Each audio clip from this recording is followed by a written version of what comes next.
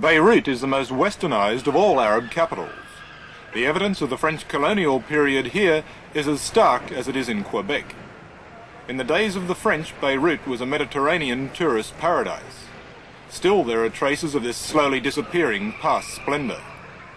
But as surely as the Middle East turmoil keeps away the tourists, it keeps away the business too, especially the banking business that had made Beirut the financial capital of the Middle East. Now the Lebanese army has tanks and armoured cars permanently stationed on the footpaths outside all bank buildings in the capital. Taking the place of the timid business executive, in Beirut a new business has developed. Revolution. Palestinian revolution. Palestinian guerrillas in Beirut are not like the Viet Cong. Here they're in no way illicit. They're totally legitimate. In Beirut's main street, the biggest guerrilla movement has a 3-story office building complete with all amenities. It's as modern as any in Sydney. But the machine gun-toting guerrillas standing guard outside told me no photos, and there was no arguing. Of the 11 Palestinian guerrilla movements, the most radical of all is the Popular Front for the Liberation of Palestine, the PFLP. The Popular Front is now so well organised that it even has its own daily newspaper, with a claimed daily circulation of 23,000. It was the Popular Front that hijacked and blew up 3 jet aircraft at Revolution Airport in the Jordanian desert. And it was the Popular Front that dynamited the Pan American Jumbo at Cairo. The Beirut leader of the Popular Front is Ghassan Kanafani. He was born in Palestine but fled in 1948, as he puts it, from Zionist terror.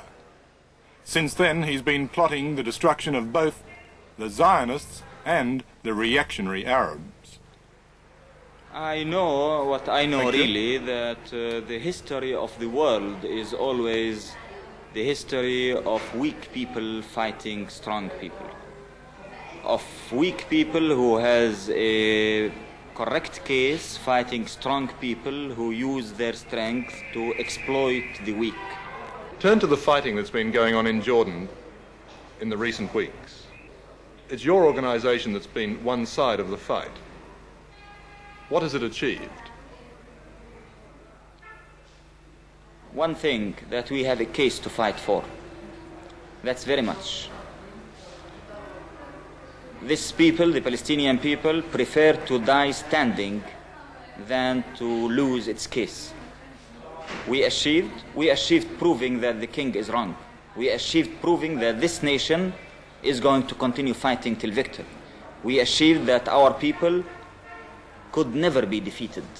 We achieved teaching every single person in this world that we are a small, brave nation who are going to fight to the last drop of blood to put justice for ourselves after the world failed in giving it to us. This is what we achieved. It does seem that the war, the civil war, has been quite fruitless. It's not a civil war. It's a people defending themselves against a fascist government, which you are defending because just King Hussein has an Arab passport. It's not a civil war. Well, a conflict. It's not a conflict. It's a liberation movement fighting for justice. Well, whatever it might be best called. It's not whatever, because this is where the problems start. Because this is what makes you answer all your questions, ask you all your questions. This is exactly where the problems start. This is a people who is discriminated, is fighting for his rights. This is the story. If you will say it's a civil war, then your questions will be justified. If you will say it's a conflict, then of course it's a surprise to know what's happening. Why won't your organization engage in peace talks with the Israelis? You don't mean exactly peace talks, you mean capitulation, surrendering. Why not just talk?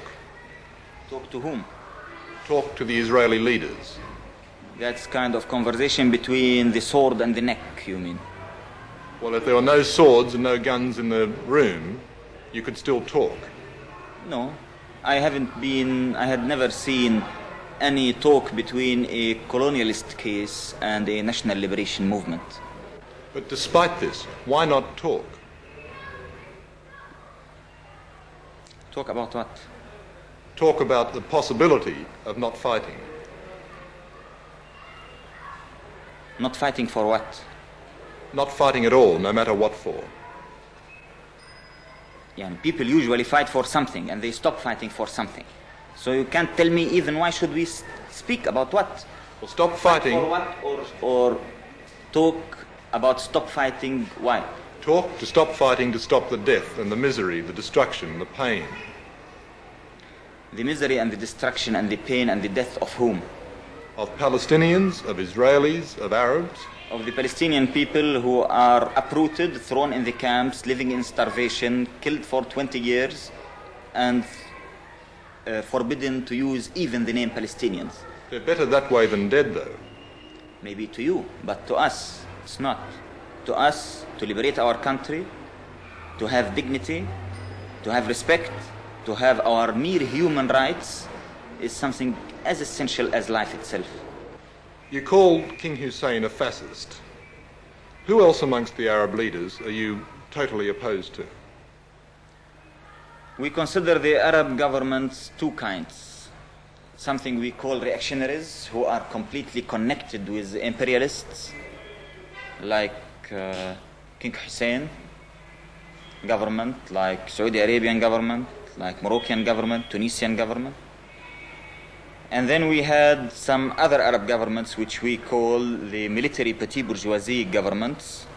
That's like Syria, Iraq, Egypt, Algeria, so on. Just to end with, let me go back to the hijacking of the aircraft. On reflection, do you think that is now a mistake? We didn't make a mistake in hijacking them. The contrast. We did one of the most correct things we ever did.